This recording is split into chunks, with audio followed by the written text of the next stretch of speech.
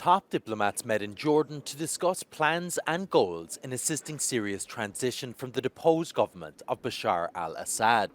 Ministers from the US, EU, Arab League and Turkey gathered in an attempt to forge a consensus on what new leadership in Syria should prioritise. However, no Syrian representatives were in attendance.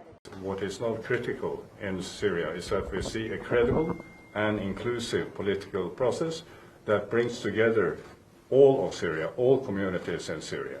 And the second point is that we need to make sure that state institutions do not collapse and that we get in humanitarian assistance as quickly as possible.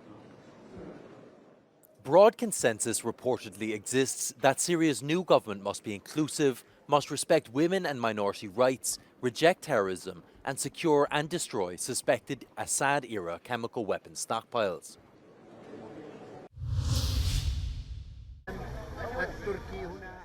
Turkey reopened its embassy in Syria, becoming the first country to do so since the end of Bashar al-Assad's rule last weekend. Footage released by the Turkish Foreign Ministry showed the Turkish flag being raised above the walled compound in the Syrian capital for the first time since diplomatic ties were cut in 2012. The embassy had suspended operations due to escalating security conditions during the Syrian civil war. Several countries maintained diplomatic ties with the regime during the 13-year conflict, while others reopened their missions in recent years as they sought to normalize relations with al-Assad's government. The Syrian insurgents who overthrew al-Assad last weekend did so with vital help from Turkey.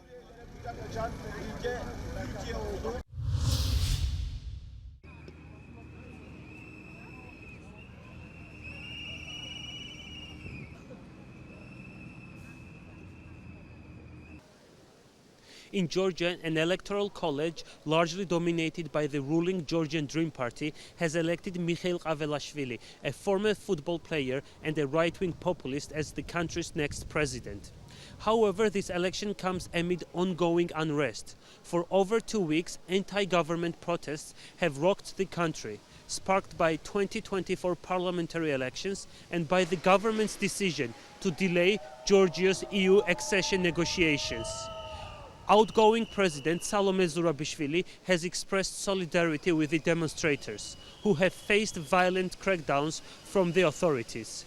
The authorities have targeted not only protesters but also opposition, activists and journalists. Regardless, protests are ongoing in the streets of Tbilisi and other major cities of Georgia. Tornike Koplatadze, Euronews, Georgia. South Korea has voted to impeach President Yoon over his failed martial law attempt earlier this month.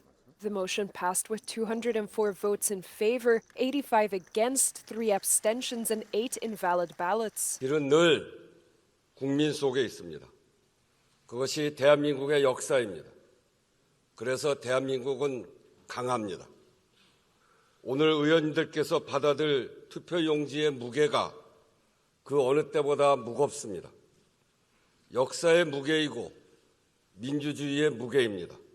It was the second impeachment vote in the space of a week. President Yoon survived the first vote after the majority of the country's ruling party boycotted the motion, which means it did not reach the minimum 200 out of 300 votes. His presidential powers will now be suspended until the Constitutional Court decides within 180 days whether to dismiss him as a president or restore his powers. The Italian government has granted citizenship to Argentina's President Javier Milei.